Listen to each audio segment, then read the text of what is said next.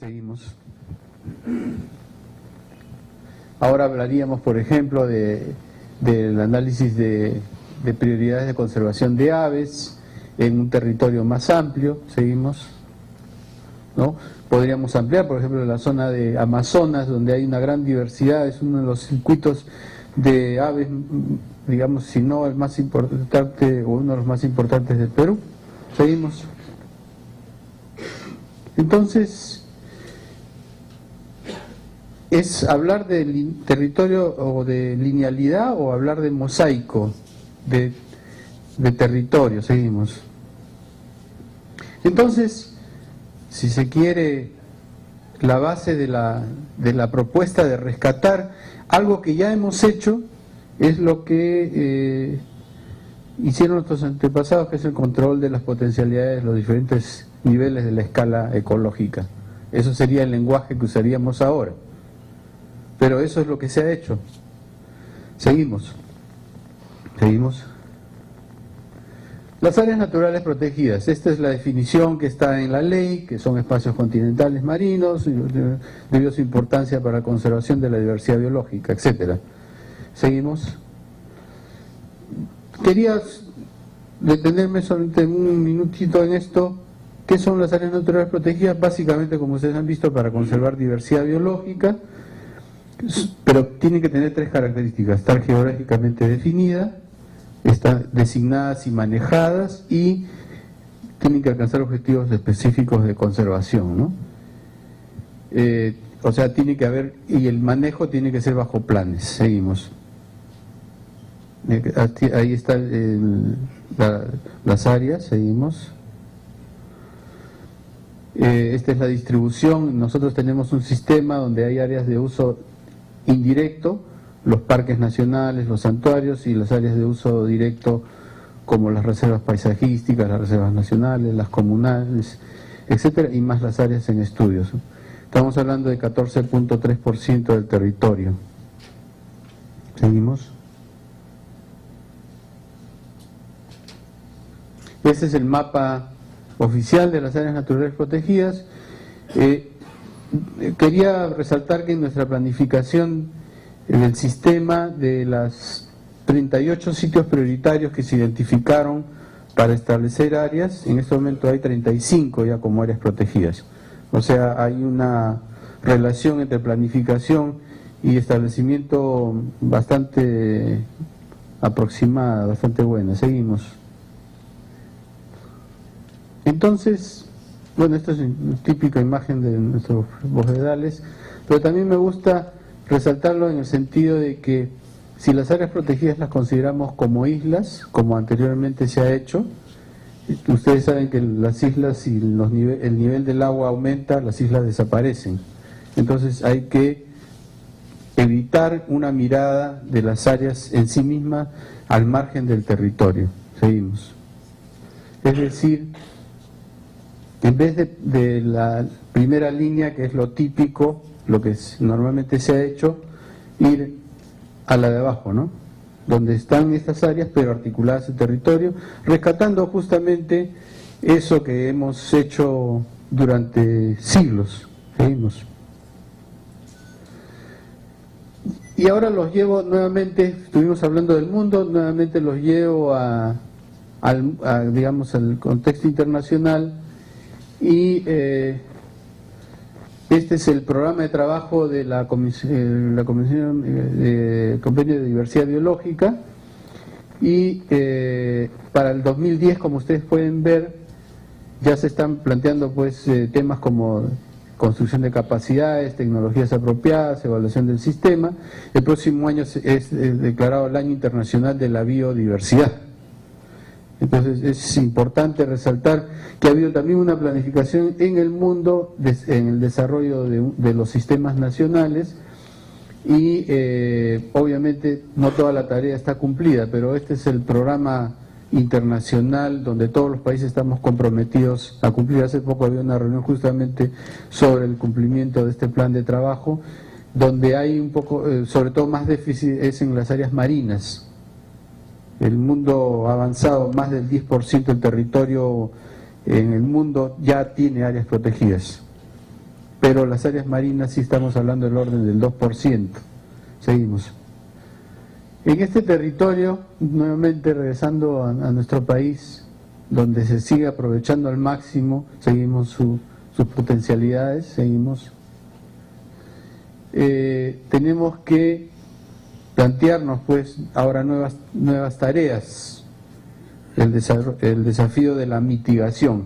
Estos son, digamos, la tarea que nos toca, ¿no?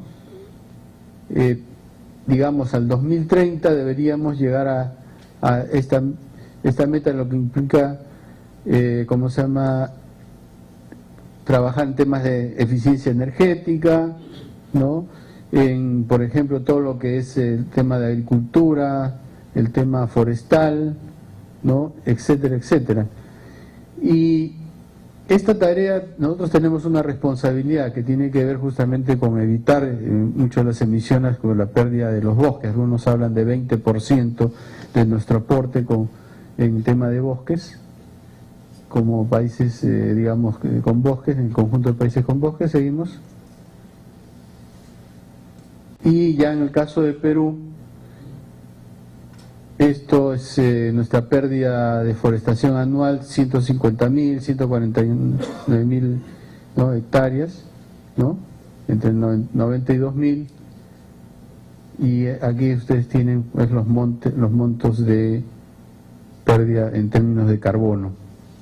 Seguimos. Y aquí quería resaltar, por ejemplo, el alto valor de nuestra Amazonía.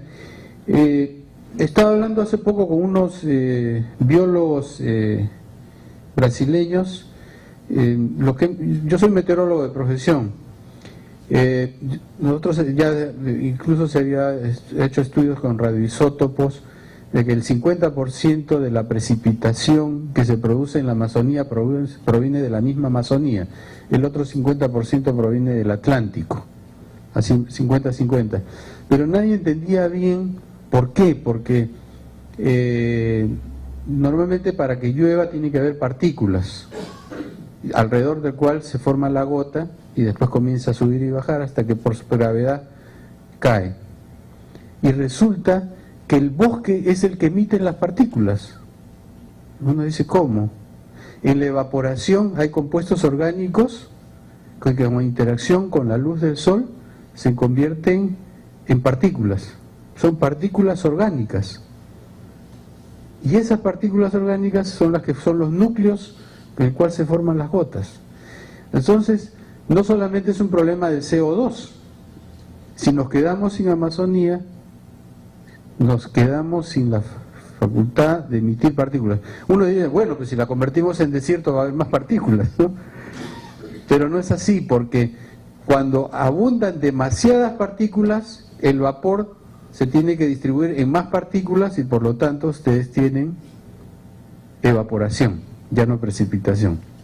O esas nubes que parece que van a llover y nunca llueven. Entonces, ojo, los servicios ambientales no están solamente asociados a las emisiones de o evitar que se emitan los gases de efecto invernadero, sino también son otros servicios ambientales como este de la precipitación que antes no sabíamos. Ese es un estudio reciente. Es una cosa impresionante que quería compartir con ustedes. Sí, seguimos.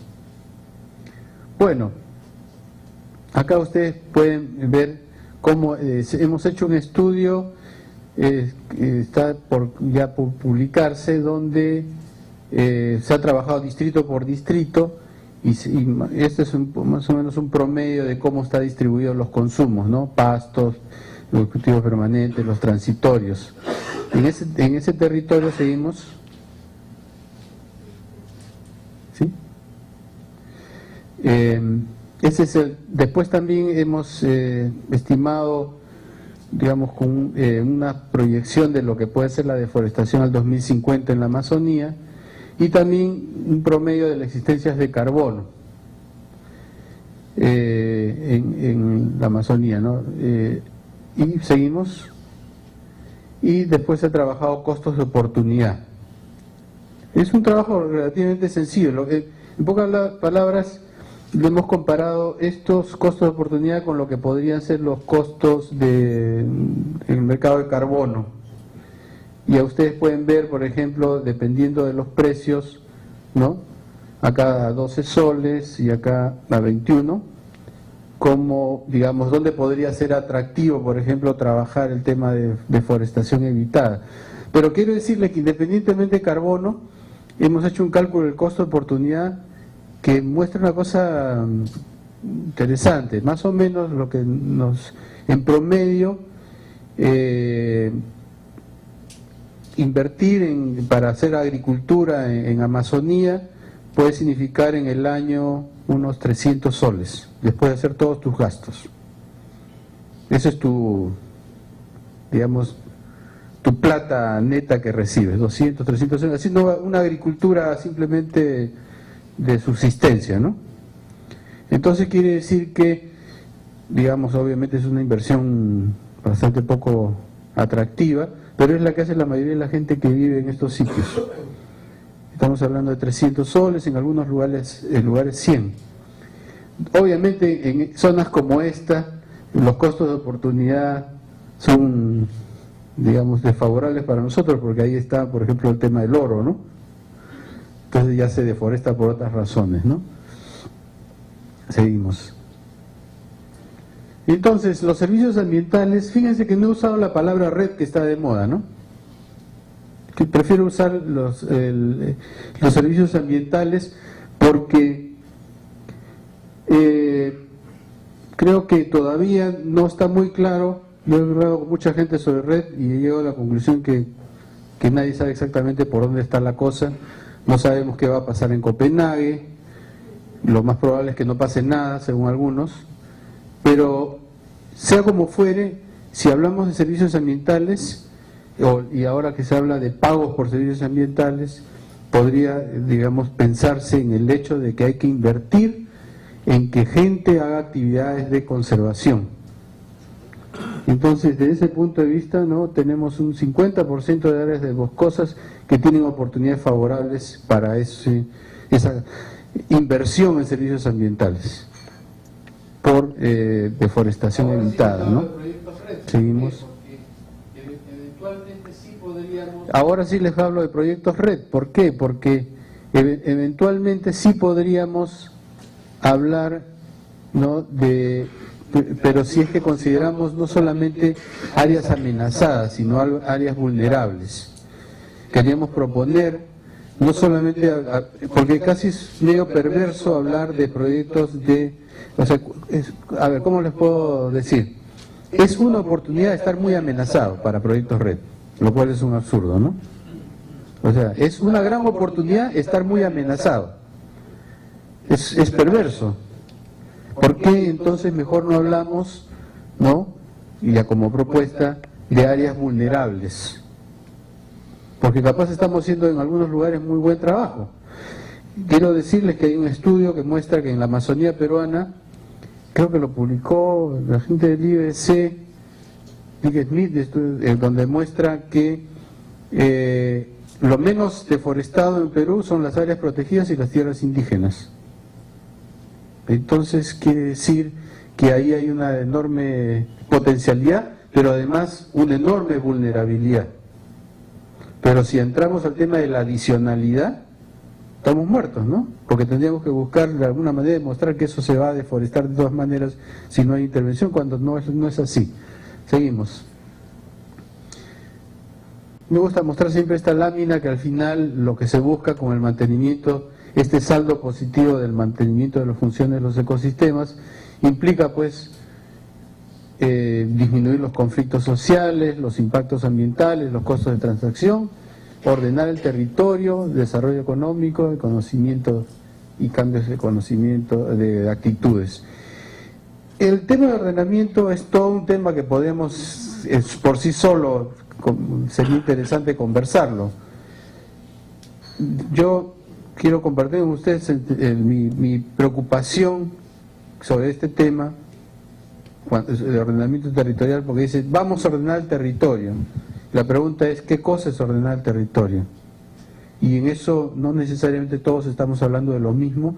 Yo creo que hay que trabajar todos justamente para tener un lenguaje común en este tema. Hay algunos que creen que es el plan quinquenal de Stalin, ¿no? Acá vas a sembrar maíz, en este otro lado soya, en este otro lado vas a proteger las orquídeas. Y lo que pasa es que en una planificación del territorio sin saber qué cosa hay abajo, no sé qué clase de planificación del territorio es. Y eso es uno de los problemas, ¿no? Seguimos rápidamente. Y a propósito, las planificaciones de hecho es, por ejemplo, nuevamente, agroenergía. Estos son datos interesantes de cómo, hacia dónde van, ¿no? Hacia dónde va el negocio. Entonces la pregunta es, queremos, en base a esta planificación, queremos, ¿cuál es el rol que va a tocarnos? ¿Ser proveedores? Seguimos. Exactamente por eso es que debemos ir rompiendo este esquema perverso, ¿no? O sea, la idea es que si tú quieres recaudar, ¿no? Entonces tienes que conservar menos. Si no quieres recaudar, conserva más. O sea, esa es la falsa dicotomía que nos dan, ¿no? Conservación y desarrollo y recaudación, impuestos, etcétera, son contradictorias. Seguimos. Seguimos. Entonces, yo creo que una de las cosas